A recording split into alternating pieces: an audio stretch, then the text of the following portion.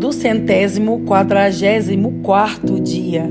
Jó 41. E quanto ao monstro Leviatã, será que você pode pescá-lo como um anzol ou amarrar a sua língua com uma corda? Você é capaz de passar uma corda pelo nariz dele ou furar o seu queixo com um gancho? Será que ele vai pedir que você o solte ou implorar que tenha dó dele?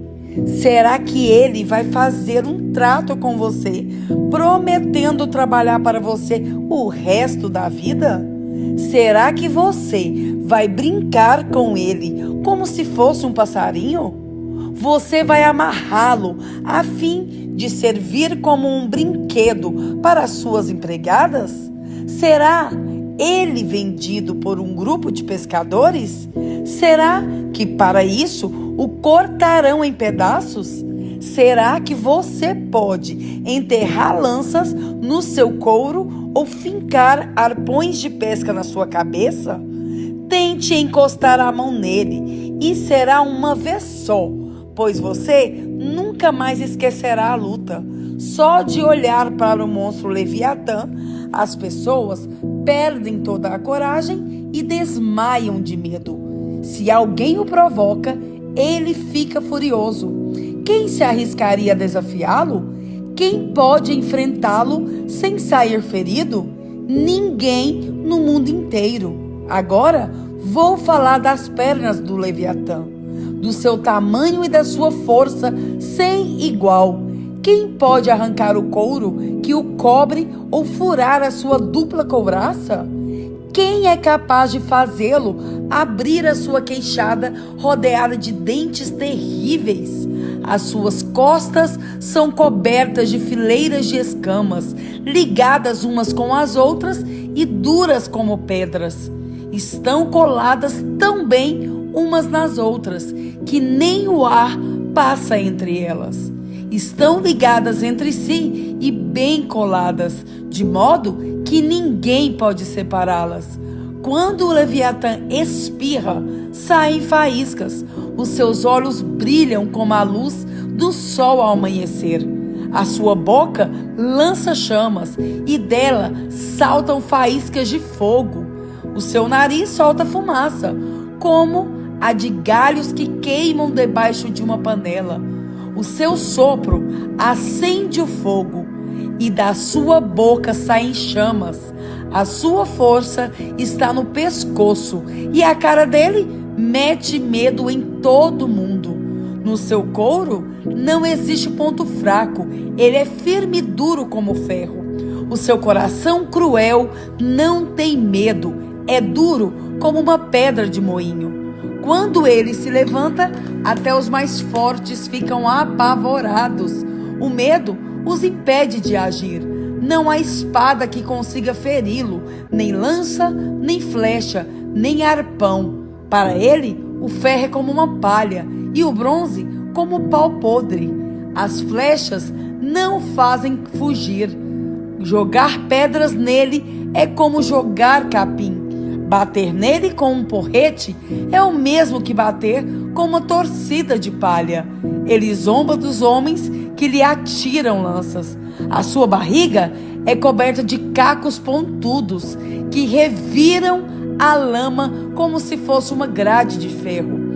Ele agita o mar e o faz ficar como água que ferve na panela. Como óleo fervente no caldeirão, ele vai deixando na água um rastro luminoso, como se o mar tivesse uma cabeleira branca. Não há nada neste mundo que se compare com ele, pois foi feito para não ter medo.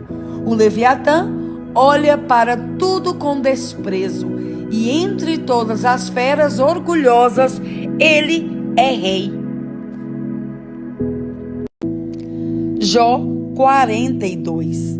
Então, em resposta ao Senhor, Jó disse: Eu reconheço que para ti nada é impossível e que nenhum dos teus planos pode ser impedido.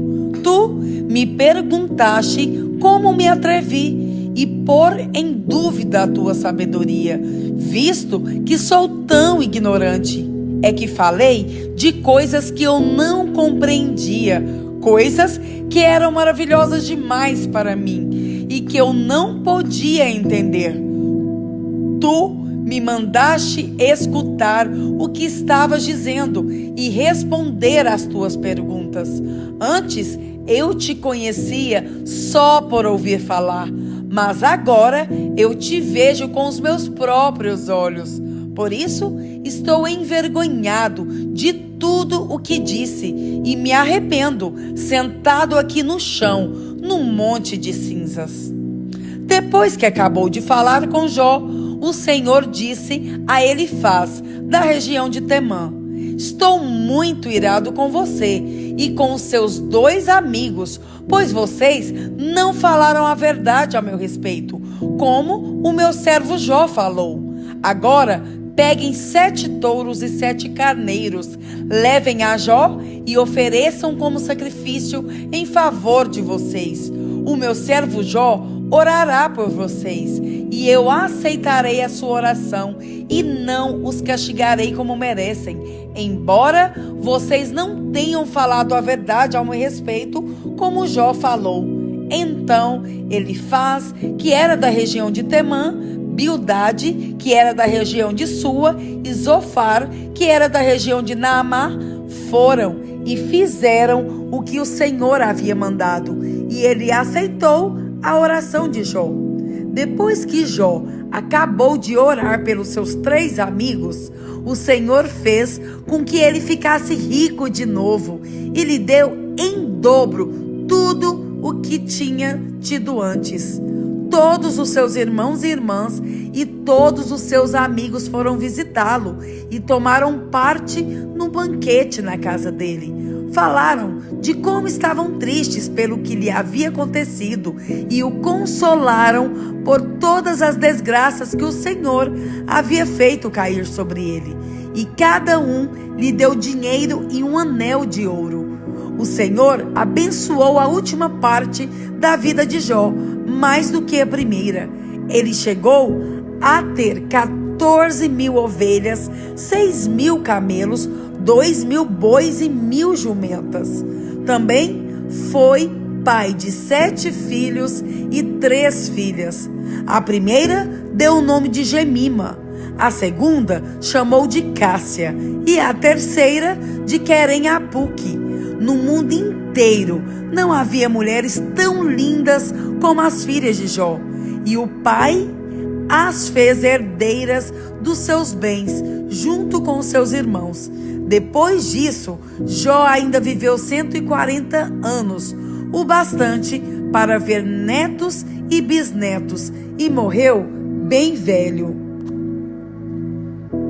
1 Coríntios 1. Eu, Paulo, que fui chamado pela vontade de Deus para ser apóstolo de Cristo Jesus, escrevo, junto com o irmão Sóstenes, esta carta à igreja de Deus que está na cidade de Corinto.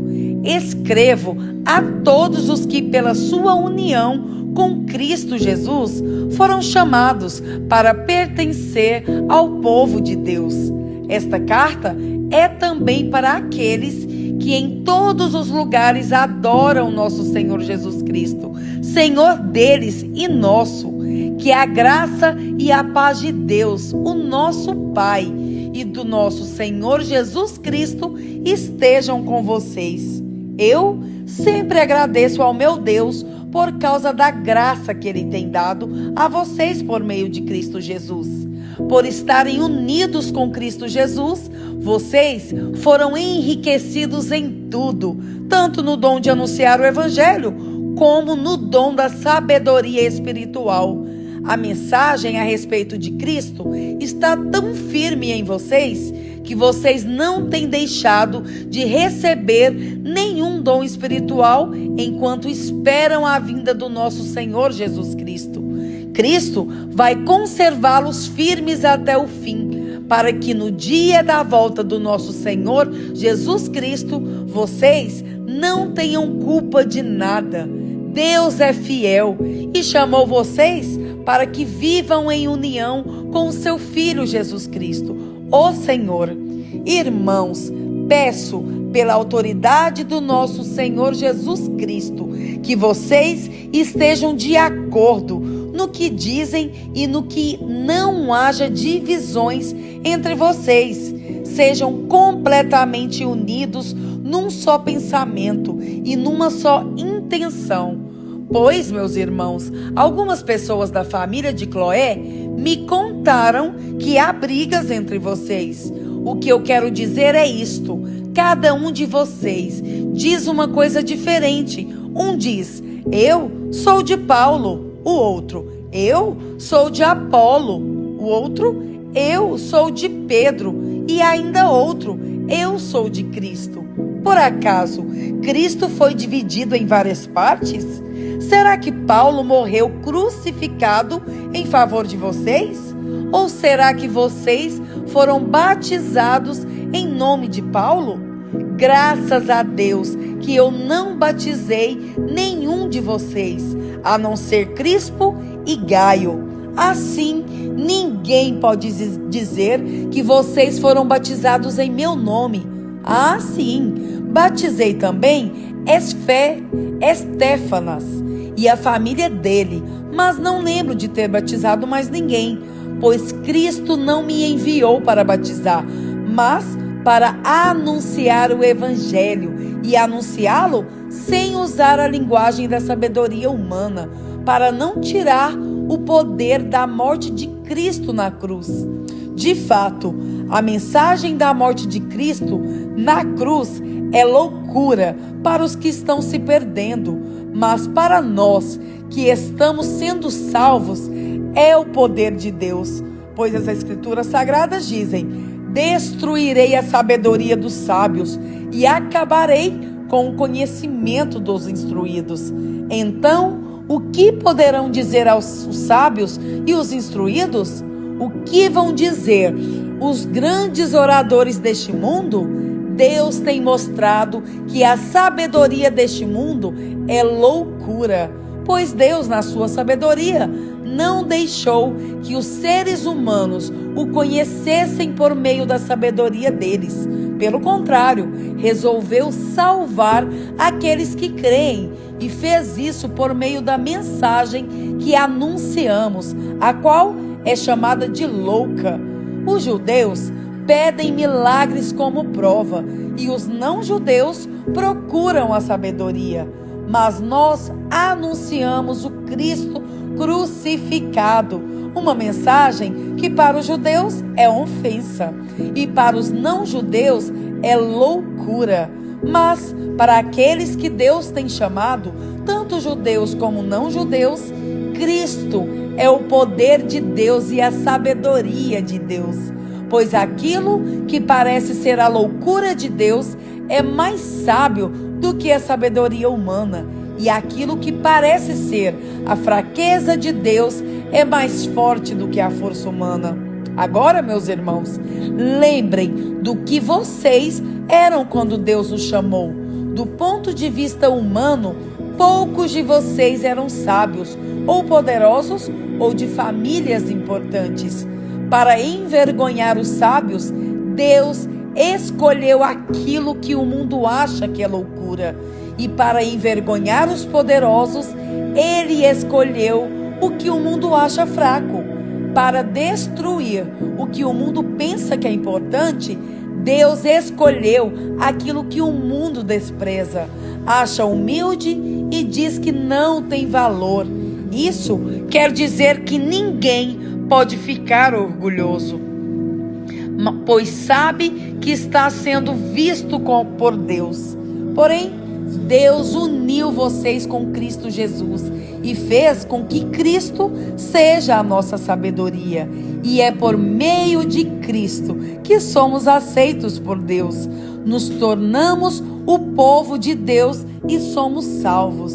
Portanto, como as Escrituras Sagradas dizem, quem quiser se orgulhar, que se orgulhe daquilo que o Senhor faz.